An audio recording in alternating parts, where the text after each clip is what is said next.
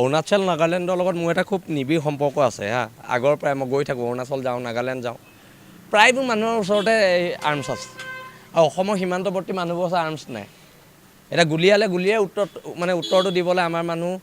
শক্তি নাই মই সেইকাৰণে 2 বছৰ আগতেই কৈছিলোঁ যে অসমৰ মানুহৰ যিখিনি সীমান্তৱৰ্তী মানুহ আছে সকলোৱে হাতে হাতে AK-47 দিব লাগে তেতিয়া ৰাজনৈতিক দলবিলাকে মোক এৰেষ্ট কৰিবলৈ কৈছিলে যে শৃংখল চলিহে বন্দুকৰ কথা কৈছে এতিয়া আৰু বন্দুকৰ লগততো যুঁজিবলৈ বন্দুকেই লাগিব মই এতিয়া হেতা দিবলৈ ক'লেই হ'ব আৰু চৰকাৰক যিটো প্ৰয়োজনীয়তা আছে আমি সীমান্তত গৈ মানুহবোৰৰ লগত কথা পাতোঁতো আমি কথা পাতিছোঁ আমি তাতে ভাত চাত খাওঁগৈ আৰু আমি মাটিৰ মানুহ আমাৰ মাটিৰ মানুহবোৰৰ লগত সম্পৰ্ক বেছি মানে AC ৰুমত থকা মানুহবোৰতকৈ আৰু সেইকাৰণে তেতিয়াই তেওঁলোকে কৈছিলে যে আমাৰ আৰ্মছৰ প্ৰয়োজনীয়তা এটা আছে কৈছিলে আৰু মই সেইকাৰণেই কৈছিলোঁ আমিয়ে নাগালেণ্ড বৰ্ডাৰ শ্বেয়াৰ নকৰোঁ নি এতিয়া কেতিয়াবা শিৱসাগৰত কিবা এটা বিহুবোৰত জেং লাগিলে যেতিয়া নাগালেণ্ডৰ পৰা মানুহ নামি আহে জেনেৰেল পাব্লিক সিহঁতে উইথ আৰ্মছ আহে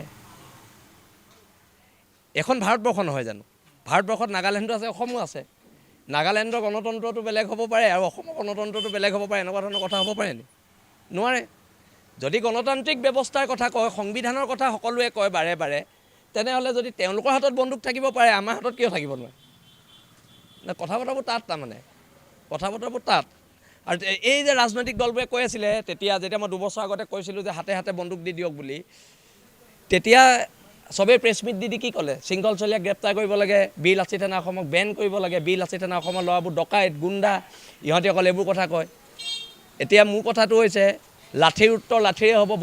বন্দুকৰ উত্তৰ বন্দুকে হ'ব মই অথনিও কৈছোঁ ইজৰাইলৰ পৰা শিকক ইজৰাইলৰ প্ৰত্যেকখন সীমান্তৱৰ্তী গাঁৱৰ যিমান মানুহ থাকে চবৰে হাততে বন্দুক দিয়ে আৰু কোনে দিয়ে চৰকাৰে দিয়ে প্ৰভাইড কৰিব লাগিব মানুহ নহ'লে কেনেকৈ বাচি থাকিব বানপানীয়ে মাৰিছে অৰুণাচলে মাৰিছে নাগালেণ্ডে মাৰিছে আৰু কিমান মাৰ খাব আমাৰ মানুহবোৰে এনেকৈ জীয়াই থাকিম নেকি এইটো এটা দীঘলীয়া সমস্যা চৰকাৰ আহিছে চৰকাৰ গৈছে কিন্তু সীমা বিবাদৰ যিটো তেওঁলোকৰ যিটো আগ্ৰাসী মনোভাৱ আমি ক'ব লাগিব সকলো চুবুৰীয়া আটাইতকৈ প্ৰয়োজনীয় কথাটো কি গম পায় এতিয়া তাত যে সিহঁতে যে গুলি মাৰিলে অৰুণাচলৰ পৰা যে গুলি মাৰিলে অৰুণাচল চৰকাৰৰ মানুহখিনি অৰুণাচলৰ মুখ্যমন্ত্ৰী অৰুণাচলৰ মন্ত্ৰী MLA চব কিন্তু সিহঁতৰ পক্ষত আছে আমাৰ যদি অসমৰ পৰা এটা গুলি মাৰিলেহেঁতেন সেইটোক জেলত ভৰাই অৱস্থা বেয়া কৰি শেষ কৰিলেহেঁতেন আমাৰ চৰকাৰখন আমাৰ মানুহখিনিৰ লগত ষ্টেণ্ড নিদিয়ে প্ৰব্লেমটো তাত হৈ আছে চৰকাৰৰ সদিচ্ছা থাকিলে চব সমাধা হ'ব নহয় জানো চৰকাৰ সাহসী হ'ব লাগিব তহঁতক মাৰিছে নি তহঁতিও মাৰ বুলি ক'ব পৰা মুখ্যমন্ত্ৰী লাগিব তহঁতক এটা গুলি মাৰিছে তহঁতি উল্টে 10টা মাৰ বুলি ক'ব পৰা মুখ্যমন্ত্ৰী হ'ব লাগিব তেতিয়া হ'ব কথা বতৰাবোৰ তাত চৰকাৰ কি কেন্দ্ৰৰ ওপৰতে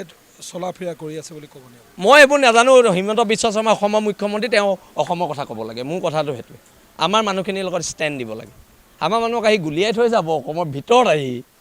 এইটো কথা হ'ব আৰু TMPকে যিটো আন্দোলন কৰিছে সম্পূৰ্ণ সমৰ্থন বীৰ লাচিত সেনা আছে বীৰ লাচিত সেনাই ঐক্যবদ্ধভাৱে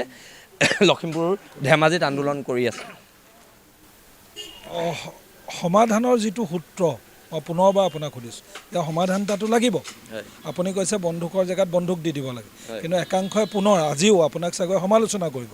কিন্তু তাৰ এটা সমাধানৰ যিটো সূত্ৰ মই সূত্ৰটোৰ কথা কৈ আছোঁ আপুনি কি ধৰণে ভাবে যে বন্দুক নিদিলেও অপশ্যনেল কিবা থাকিব পাৰে বুলি ভাবে নাই অপশ্যনেল একো নাই সমাধানৰ সূত্ৰটো এনেকুৱা হৈছে আৰু সিহঁতি খালে স্কচ আমি খালে মদ এনেকুৱা হৈছে আৰু মানে কথা বতৰা এনেকুৱা হৈছে আৰু সেইকাৰণে সমাধানৰ সূত্ৰটো চৰকাৰে পাৰিব আমি পাৰিম নি আমি কৈ থকা মানুহ কৈ থাকিব লাগিব সেইটোৱে কথা সমাধানৰ সূত্ৰ এইটোৱে আছে সেইটোৱে